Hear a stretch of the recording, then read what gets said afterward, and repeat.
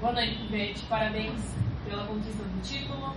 Pivete, eu queria saber uma pergunta mais, não digo pessoal, mas a tua percepção, o quanto te impacta e o quanto você acredita que impacta toda essa conquista, essa construção desde a pré-temporada até hoje, que finda o Campeonato Paranaense com o título.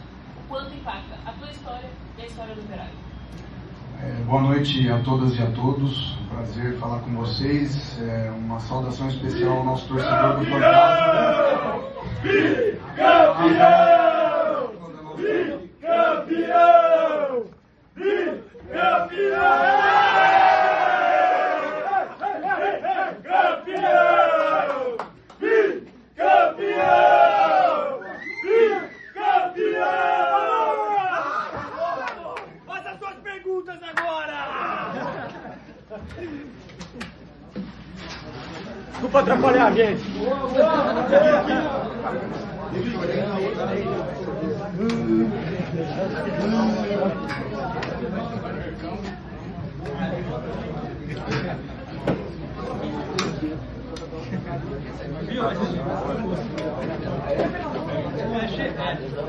Reserva aí, Cosquilha.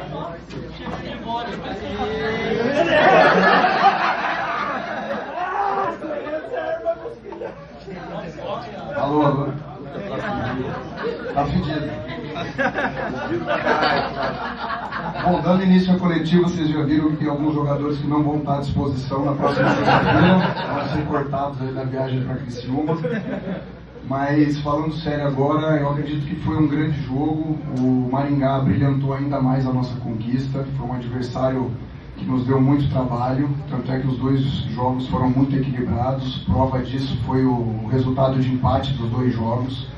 Mas eu acredito que os jogadores se entregaram muito, mereceram demais essa conquista. Pelo que você falou, Mel, desde o início do trabalho, a gente sabe que o Operário já vem com um trabalho sólido de alguns anos. Então isso não é só mérito de quem está aqui no presente momento, mas sim dos remanescentes, né, de todo o corpo diretivo, a comissão técnica. É um trabalho que vem solidificando cada vez mais os processos. E quando você tem processos consolidados, a tendência é que você ganhe com mais frequência. Então o clube chegou aí nos últimos anos sempre na semifinal, e era natural que um dia conseguisse classificar para a grande final e tivesse a oportunidade de disputar o título. Felizmente foi na minha vez, né? Eu me dediquei ao máximo para o clube, vim para Ponta Grossa com muita fome, né? E a gente conseguiu combinar muito as nossas ideias de jogo, a metodologia de treino com a característica dos jogadores. O mérito é todo deles, que souberam aproveitar da melhor maneira as informações que a gente passava. Pouco a pouco, jogo a jogo, a gente foi criando um grupo cada vez mais competitivo, mais bem entrosado, um coletivo extremamente forte. E foi isso que fez a gente passar por todos os obstáculos, né, desse primeiro trimestre do ano, vamos dizer assim, que a gente tinha alguns objetivos. E graças a Deus e muito trabalho a gente conseguiu conquistá-los, né? Sendo campeão paranaense, alcançamos aí a terceira fase da Copa do Brasil. Agora é recuperar da melhor maneira. A gente já tem um confronto duríssimo na próxima sexta-feira contra o Criciúma. A gente comemora muito hoje e temos razão disso, né? Comemorar com os nossos familiares, os torcedores, mas depois amanhã já pensar no primeiro adversário nosso, que é a nossa primeira final na Série B, e a gente foi andando passo a passo, acreditando cada partida como se fosse efetivamente uma final, e é com a mesma tônica que nós vamos seguir para a Série B, um campeonato extremamente difícil, competitivo, para que a gente possa comemorar muito esse ano e ter muitas conquistas a serviço do nosso grande fantasma. Pivete, muito boa noite, prazer com Silane Reis, Diego Lima, RIC Record TV. Primeiramente, parabéns pelo título.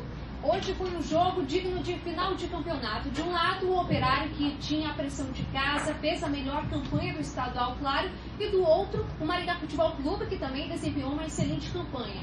Além da vitória, se fosse para resumir essa partida em uma única palavra, qual seria?